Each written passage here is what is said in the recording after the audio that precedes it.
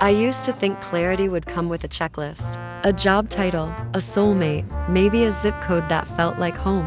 But here I was 27, educated, employed in a long-term relationship, and still somehow completely lost. People said I was doing well. Promotions, dinners with friends, all day, sleep on Sundays. I smiled in photos, but it felt like I was living someone else's life on autopilot. Inside, I was in a fog. I couldn't feel anything clearly anymore, not excitement, not sadness, not even love. It wasn't one big moment that broke me. It was the small, constant ache. Waking up tired, talking without meaning, laughing because I was supposed to. One day I just sat at my desk, staring at a spreadsheet, and whispered, "I don't want this."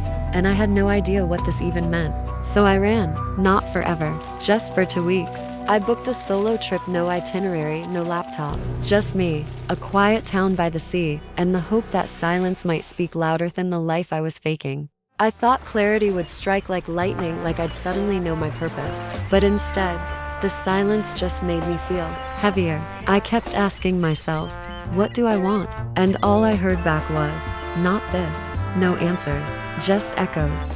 Her name was Anna. She was in her 60s, ran the cafe. She noticed me writing and said, "Trying to find yourself?" I laughed, trying to remember who I was for I got so good at pretending. That night, it hit me. The fog I'd been living in wasn't confusion, it was performance. I wasn't lost because I lacked direction, I was exhausted from pretending to be someone I thought I should be. Clarity wasn't a lighthouse guiding me forward. It was a mirror, showing me the masks he'd been wearing. And suddenly, I didn't want to find a new path. I wanted to clear the old one. When I came back, nothing had changed, but I had. I quit the job, ended the relationship I was clinging to out of fear. I stopped doing things just to be seen. I started doing things to feel. Paint, poetry, long walks without a destination.